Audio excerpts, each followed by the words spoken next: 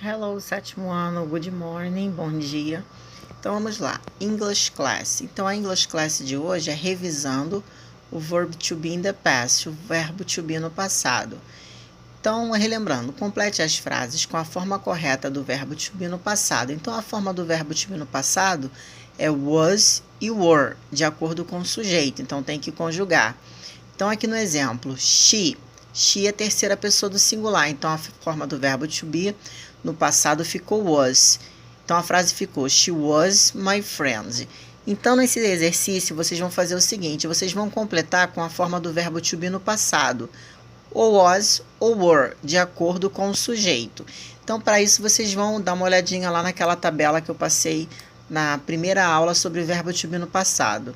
Então, por exemplo, quando tiver um nome, vocês têm que lembrar a que esse pronome se refere. Por exemplo, Brian. Brian é o mesmo que he. Então, é a terceira pessoa do singular. My friends. My friends está no plural, é o mesmo que o pronome they. Então, é a terceira do plural.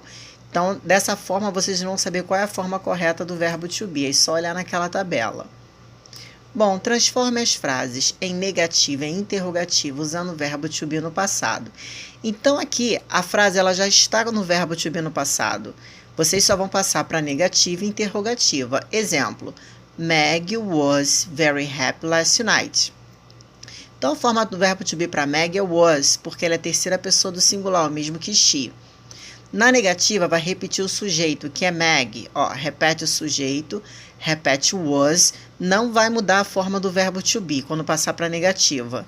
Vai continuar sendo a mesma. Então, vai repetir o was, já que é negativa, vai acrescentar o not. Então, Meg was not e repete o complemento. Quem quiser colocar abreviada wasn't, não tem problema. Bom, interrogativa. Aqui nós temos a frase interrogativa. Então, na interrogativa, a forma do verbo to be no passado continua sendo a mesma. A única diferença é que vocês vão inverter. O verbo to be ele tem que passar para frente do sujeito. Então, o sujeito é Meg. Então, vai ficar was Meg. Então, lembrando, quando passar o verbo to be para frente, a primeira letra fica maiúscula. Então, aqui, ó, só inverter o sujeito com o verbo to be. Então, na interrogativa, é só fazer a inversão e repetir o restante da frase. Então, ficou, was Meg very happy last night? E não esquecer do pontinho de interrogação. Bom, letra A. The students were at the gym last week. Então, aqui a frase já está conjugada com o verbo to be no passado, na forma afirmativa. Agora, vocês vão passar para negativa e interrogativa, como no exemplo. Lembrando, o verbo to be ele vai permanecer da mesma forma na negativa e na interrogativa.